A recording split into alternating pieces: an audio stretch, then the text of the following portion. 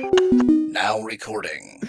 Oh, there was an extra button to push. God, Well, I blew it. sometimes Craig likes to make a dramatic entrance. So, welcome everybody to the weekly community call for Aladdin DAO. This is the community call for August 30th, 2023. So we've got a little agenda here, and we'll just go ahead and dive right into it with FX. And as everybody knows, FX is just kind of cruising along, and it's cruising along so well, we got to raise the cap to 2,000 stETH. So pretty cool little marker true. there. I mean, and it's FFX. I will say we've got to see it perform in the good direction this week, which is awfully nice. So now we've seen both. We've seen the bad and the good. I tweeted this that I think that the XETH, I was looking at my XETH, I'm pretty sure that the XETH pop was about 14% when that SEC appeal failure thing came out. Pretty awesome. And so that was anybody who managed to pick some up, to scoop some up after that drop. They were sitting on it. They weren't paying a dime in funding, and then nice little 14% gift from Gary. Yeah, pretty cool how that works. You know, it's funny. I've got an article that I'll be writing for the A-Team newsletter, and it basically it talks about sort of this unique property with XETH. And XETH, you can almost kind of look at it. You know, we've talked about value a lot, but we haven't talked a lot about how that value translates to time. And basically, if ETH has a 20% drop or something like that, or 10% drop, then XETH has some sort of leverage version that's even beyond that, right? And so it's almost like you get to go back in time and buy ETH at a cheaper price. And it was interesting. Okay. I did some calculations to where if prior to that little pop, if the price of ETH had dropped 20%, it would be like going back in time and buying ETH prior to the bull run in 2021, like December 2020. So it's kind of a unique way to look at it and kind of think about it. Yeah, that's all right. So, that's all right. I like that. Yeah, I'm gonna look forward to that article. And just I'm also gonna look forward to more good news. I think we're gonna hear about good news from Charlene when she does her macro at the end. But when that good news comes, XETH is what you want to be holding. And as usual, we're gonna keep banging the drum about XETH and talking about how it's the zero funding rate and the low risk of liquidation makes for something just completely different than what the market has seen before. And now when you do that, you have to educate people on what this is, right? If it's something they've seen before and they understand it already, then education needs are minimal. But when it's new, you've got to talk more about it. So, And speaking of the raise, it looks like we've already, we're 122 ETH has flowed into the system since that cap raise. So people are showing up to mint. And the health of the system is very good. Yeah, it's like we built a little terrarium or something like that. It's just happy on its own. It's really so cool.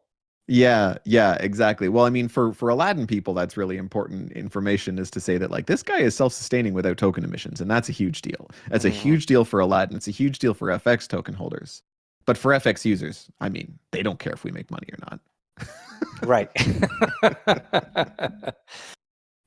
They just want that sweet leverage ETH return. That's right. And we give it to them.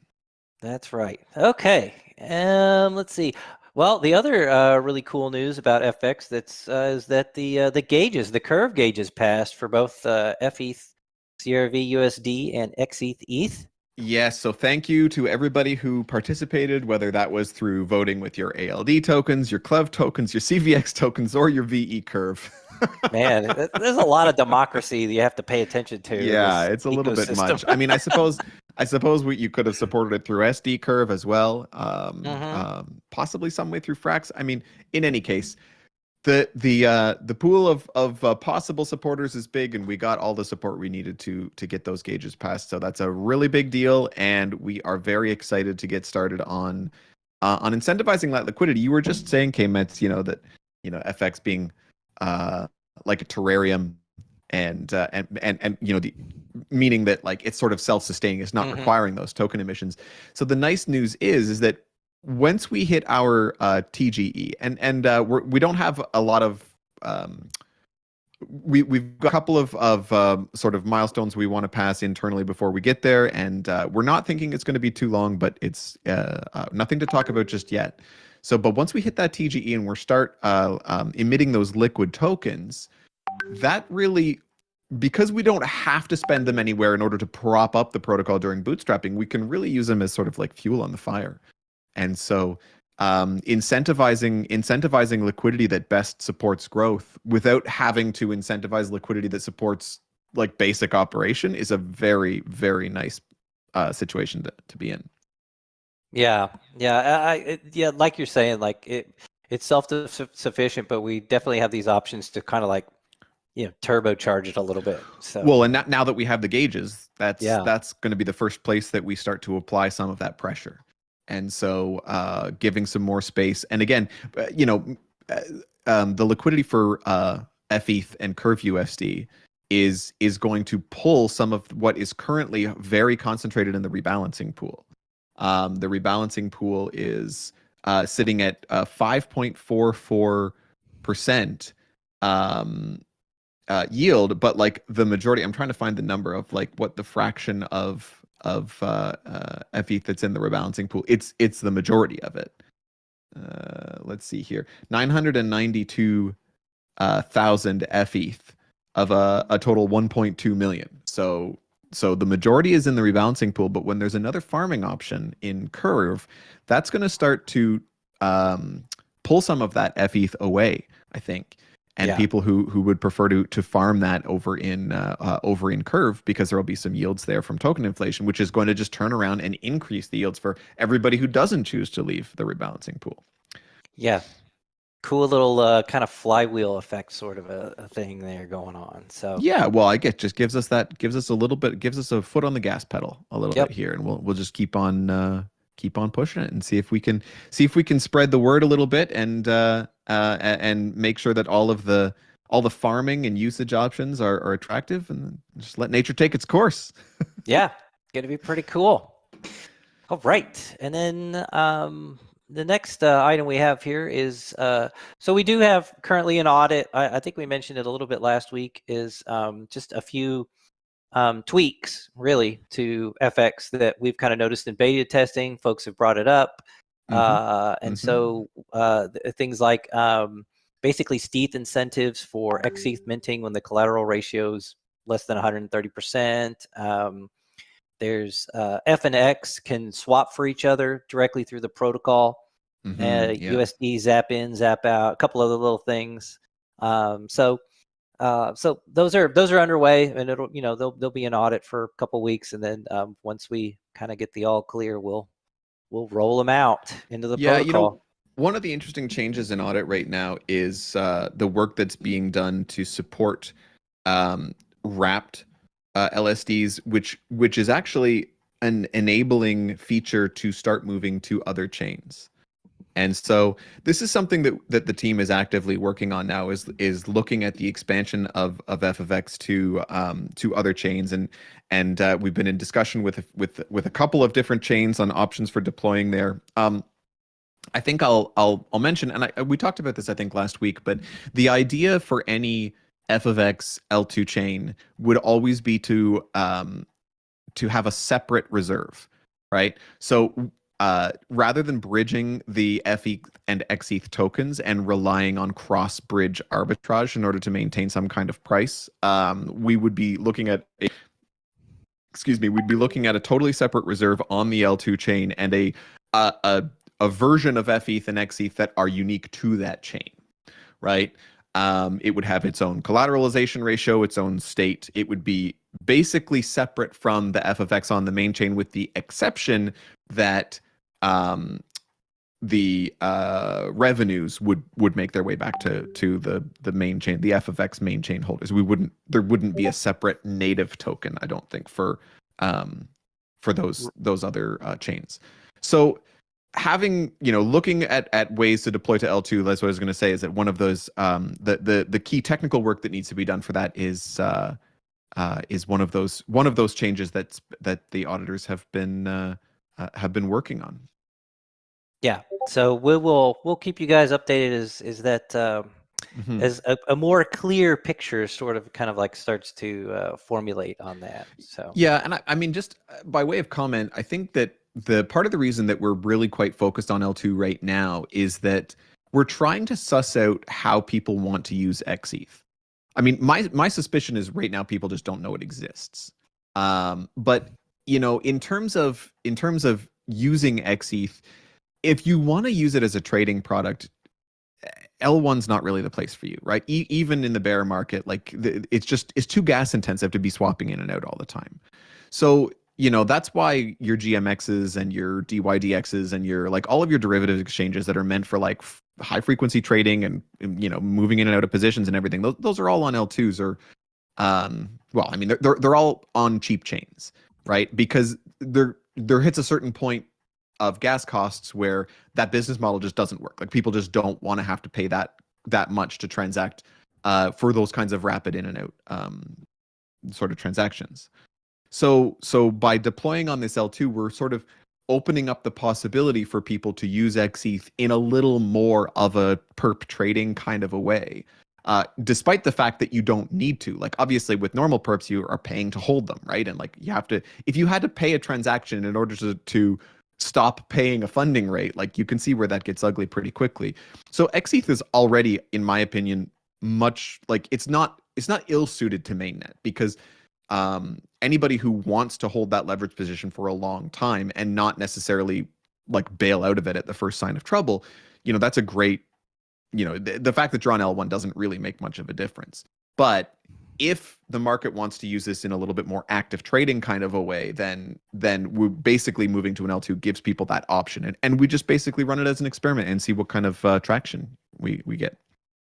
Yeah, exactly. So we'll keep you guys posted as those things those develop and we get a clearer idea of kind of how that's all going to look. So, but just know we're working on it. So that's kind of the main point for FX. That's FFX in a nutshell for this week. And then so Concentrator, so we've reimbursed the Polygon A curve users, so that happened last week. So there you go.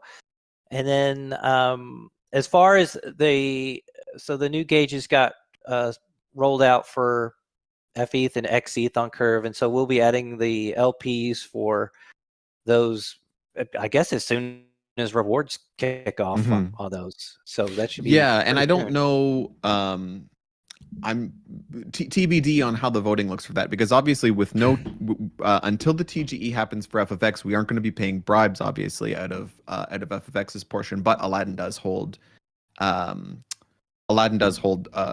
voting resources which are spread around all of the Aladdin ecosystem. But keep an eye on that, but as Kmet says, that'll be you'll be seeing that pop up in Concentrator, and keep an eye on those APRs. Definitely, especially the FETH pool. We are positioning that as a pool that will get some attention, some incentivization in the long term for sure. And I think that we may be able to finagle some support from Curve as well, being a Curve pairing.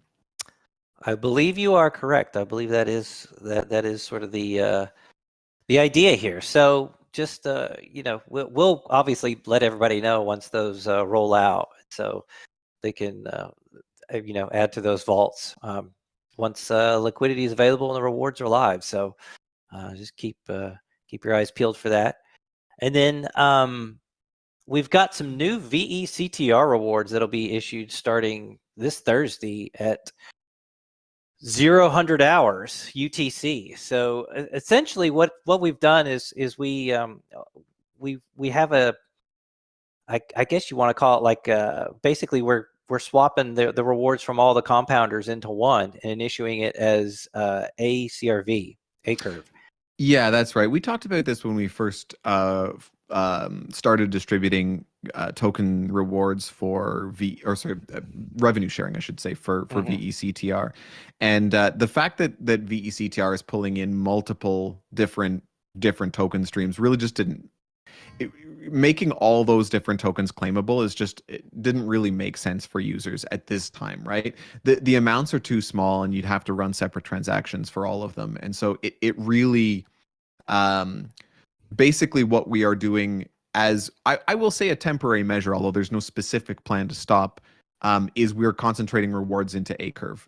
And then VECTR holders have a single token that is itself compounding, so does not need to be claimed to continue to earn.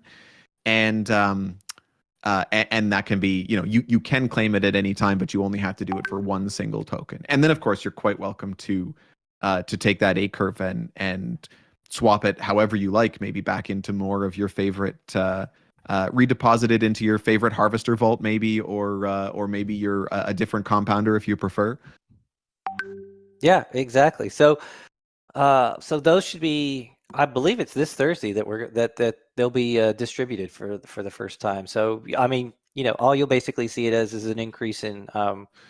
Yeah, there'll be a little pop. I actually think there's going to be a bump this Thursday and then a bump next Thursday, because we're for different.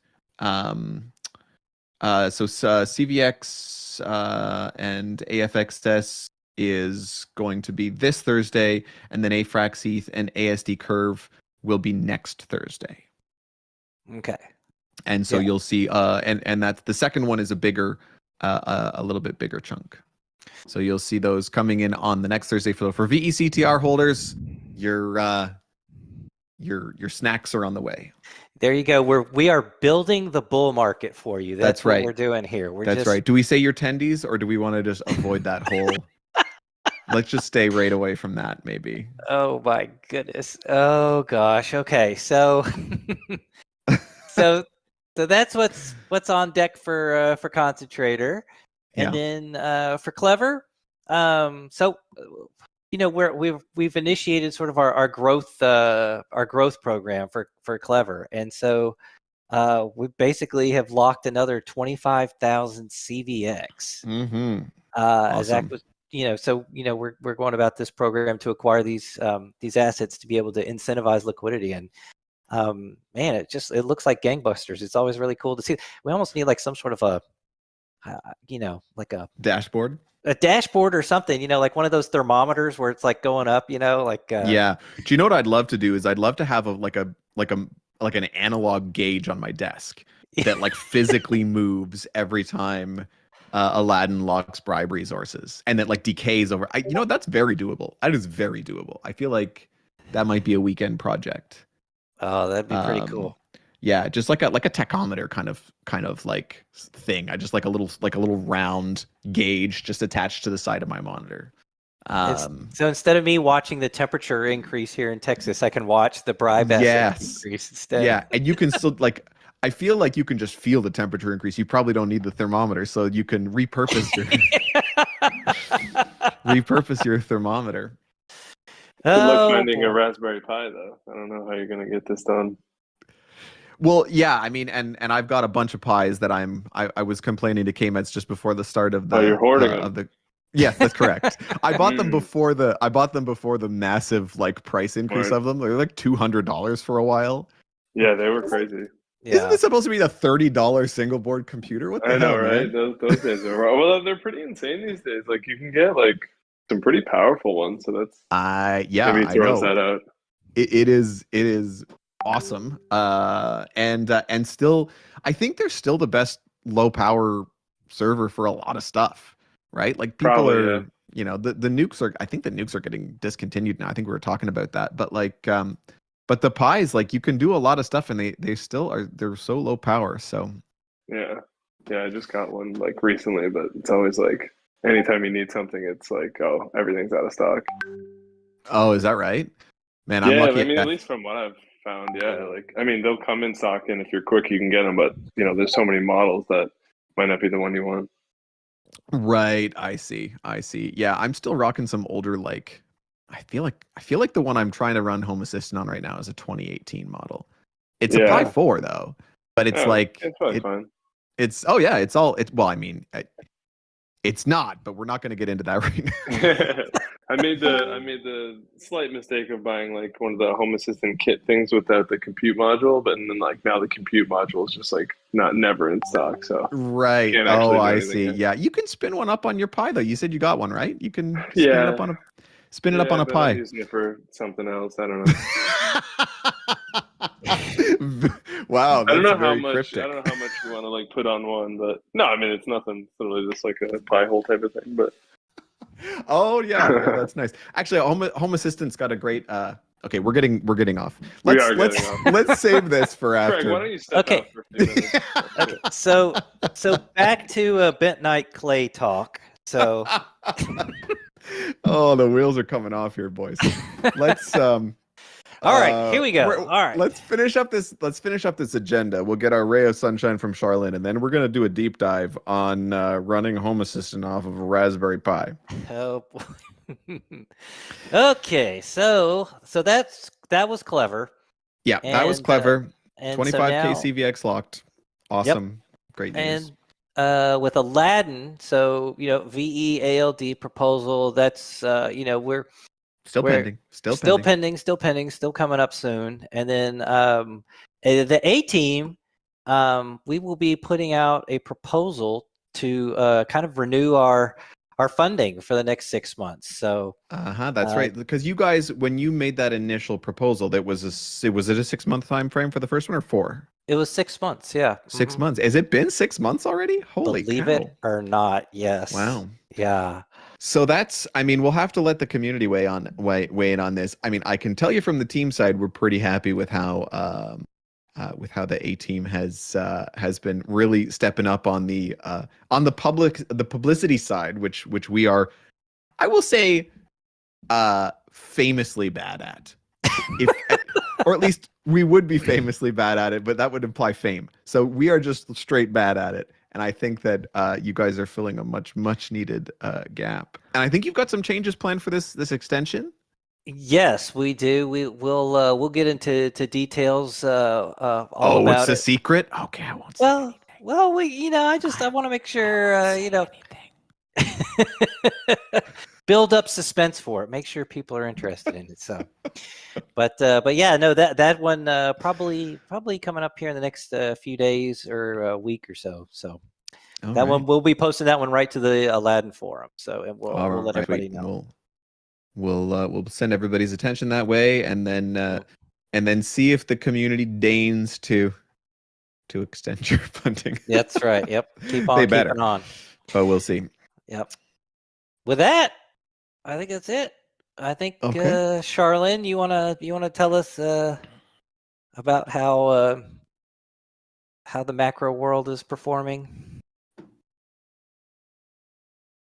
All right. Actually, there's not much I want to talk about this week. So I'll probably talk nonsense again. Things are all be nonsense. So let's say bye to our friend Craig. All right, stand by. Bye, Craig. Saying goodbye to Craig in 3, 2. Not bad. Perfect. There we go.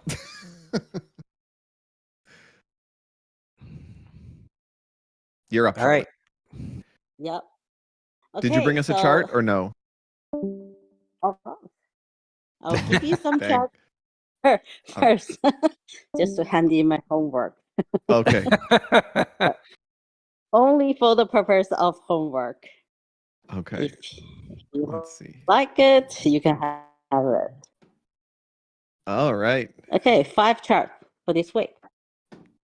Okay, so it's U.S. manufacturing PMI and U.S. I think U.S.